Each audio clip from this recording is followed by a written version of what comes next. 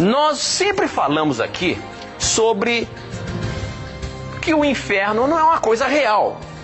A pessoa, se morre e não aceitou a Jesus, vai para o inferno. Não é isso.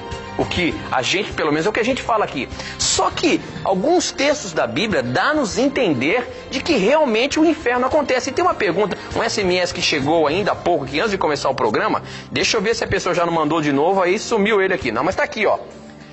E a pessoa está nos desafiando aqui nesse sentido com relação à explicação do inferno. Certo. Por que vocês distorcem a Bíblia quando falam que o sofrimento do inferno não existe? Se a Bíblia fala que haverá choro e ranger de dentes, e onde o fogo nunca se apagará.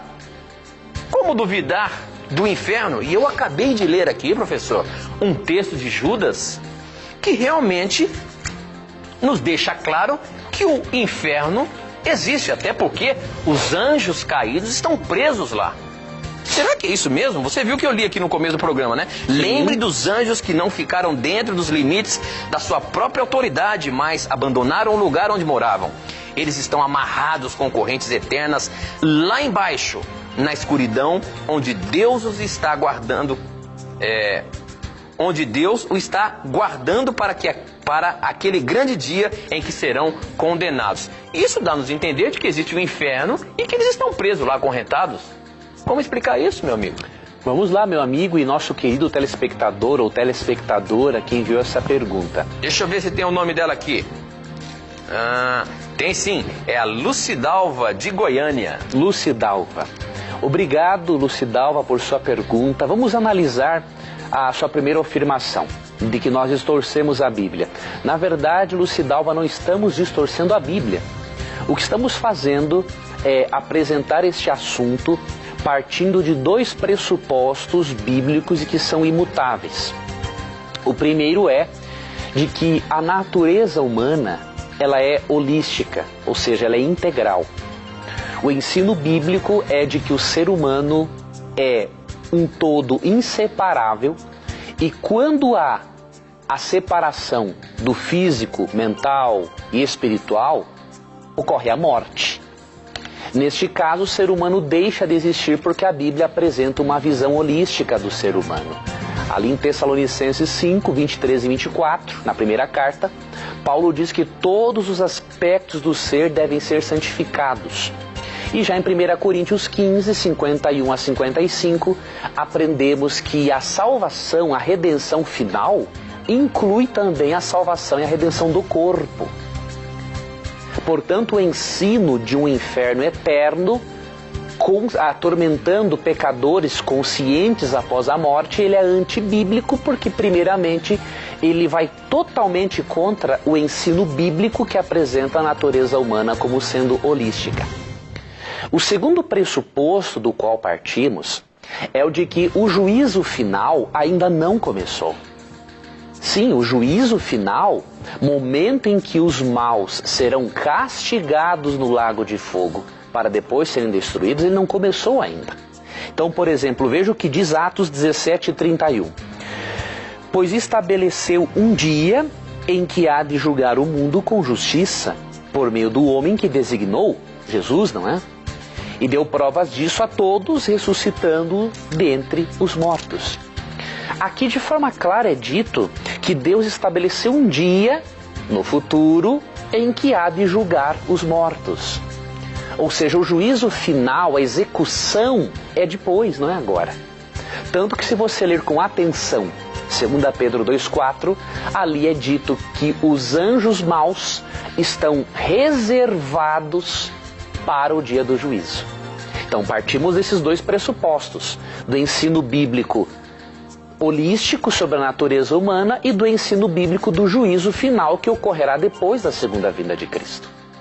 Então veja, não é uma distorsão da Bíblia. Agora, como entender alguns textos que aparentemente falam do inferno? Eu recomendo que primeiramente você tenha esses pressupostos claros na sua mente. Em segundo lugar, vamos ler com atenção esse texto que Tito leu para nós em Judas, capítulo 1, verso 7. Vamos lê-lo com um verso paralelo e aí você vai compreender que, na verdade, o texto está dizendo o contrário do que a princípio você pensa que é. Então Judas capítulo 1, tem um capítulo, verso 7, diz assim: de modo semelhante a estes, Sodoma e Gomorra e as cidades em redor se entregaram à imoralidade e a relações sexuais antinaturais, estando sobre o castigo do fogo eterno, elas servem de exemplo. Aqui diz que Sodoma e Gomorra são um exemplo do castigo eterno que os ímpios sofrerão no juízo final, depois que Cristo voltar. Agora temos que fazer uma pergunta. Aqui diz que essas cidades são postas como exemplo de castigo eterno. Temos que fazer uma pergunta. Os habitantes dessas cidades estão sendo punidos hoje? Essas cidades continuam queimando? Vamos analisar o texto paralelo, 2 Pedro capítulo 2, verso 6. E aí, com esse texto, nós finalizaremos a resposta a essa pergunta para seguirmos a outras, e depois eu vou sugerir para você alguns artigos no blog do programa. 2 Pedro 2,6 diz assim: também condenou as cidades de Sodoma e Gomorra, reduzindo-as a cinzas, tornando-as exemplo do que acontecerá aos ímpios. Que texto claríssimo! Aqui é dito que Sodoma e Gomorra são um exemplo do que acontecerá com os ímpios. Vamos reunir as duas informações, tanto de Judas 1,7 quanto de 2 Pedro 2,6.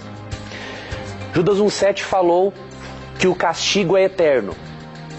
2 Pedro 2,6 afirma que as cidades foram reduzidas a cinzas e que este castigo de reduzir a cinzas é um exemplo do que acontecerá com os ímpios. Não é difícil de compreendermos que o castigo é eterno nas consequências e não na duração do castigo. Sendo que Sodoma e Gomorra foram destruídas e reduzidas a cinzas, o texto está nos ensinando que, na verdade, as consequências da destruição do ímpio são eternas, ou seja, ele nunca mais vai ressuscitar. Ele passará pela chamada segunda morte. A Bíblia não fala que o castigo, o sofrimento é eterno. Ela fala que as consequências do castigo é que são eternas. E se o sofrimento dos maus fosse eterno, nós contradiríamos o ensino bíblico holístico sobre o ser humano. O ser humano só pode ter consciência e estar vivo se o corpo, a espiritualidade e a mente, tudo está trabalhando harmonicamente. Então eu recomendo que você se aprofunde nesse assunto, tendo esses pressupostos, e aí você vai perceber que, na verdade, o ensino bíblico, como apresentamos, ele é coerente e não contradiz a palavra de Deus.